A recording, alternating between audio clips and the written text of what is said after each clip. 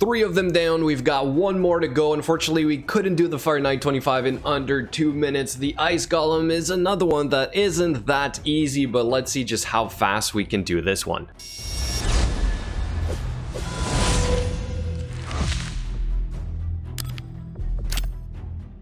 And yes, I am cheating here a little bit. I'm using Bad Alcazar. I mean, he's kind of perfect for this. Now he's the strong affinity. We have poisons. We have extra buffs for our Seer to eat. We also have our Mausoleum Mage. We still have Lydia. We still have Seer. We still have Renegade, however. So I'm going to say that this overall is very much down the lines of the other dungeons, right? So again, this is a no effort team. All I wanted to see was, can I pull it off with the champions as they currently are on my account? All right, and this might also not really work here, because if you trigger the Frigid Vengeances back to back or a little bit too often, then you're gonna get your ass kicked, right? So still though, it can work, and that's all I wanted to see. So I can do the missions, I can get this done in a reasonable amount of time, but as you will see, it's certainly not a sub 2-minute run.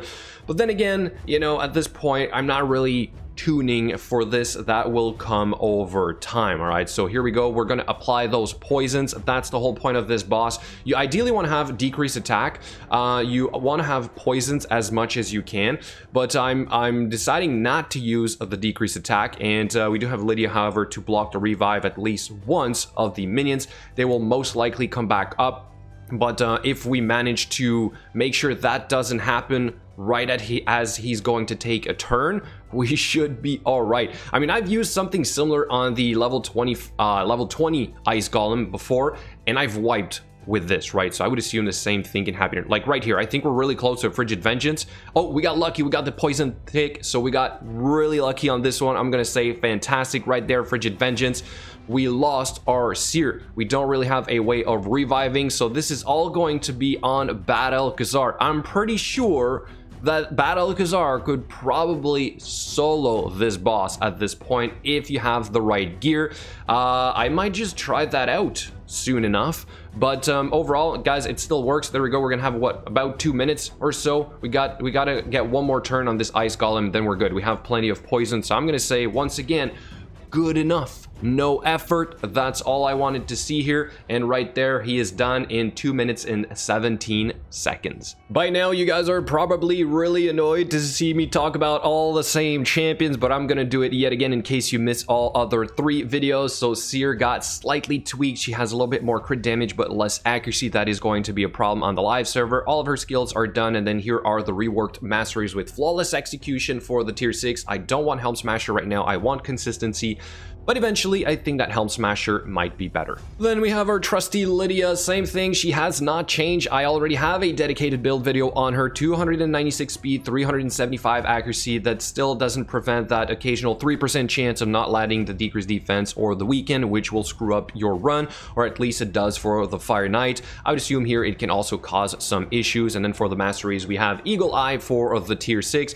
Eventually I might try and work in the offense tree instead. Then we have our Mausoleum Mage, which could very well be our Underpriest Brogni. However, he is strong affinity here, so perhaps it's a little bit easier for him to survive. I just don't have Brogni on the test server right now. They copied my account at the wrong time. Total stats, here we have 240 speed, high resistance. That was for Tag Arena, a shield set. We really like this guy for all those extra buffs, as well as a way to cleanse, which is also pretty good against the Ice Golem. For the masteries, we have Unshakable for the tier 6, and then the good stuff like Cycle of Revenge, Retribution, and Lasting Gifts. And then our Renegade also has not changed. I did not max out her gear. Again, she's there to reset the skills like once or twice, maybe 3 times. I suppose having a little bit more survivability would be even better. Immortal is great as she is hurting herself when doing that reset of the skills, so perhaps this might be even better. The speed requirement is really important here for the speed runs of level 20 dungeons, so again, I kind of don't want to touch that. We have all the skills maxed out. This is the one we really want, and then Bulwark for the tier 6, again, to kind of protect the weaker champions. Then we've got Bad Alcazar. Yes, an S tier legendary, not accessible to everybody, but again, guys, it was just about trying to grab whatever's on my account right now and just to see if we can pull it off, right? So I've been trying to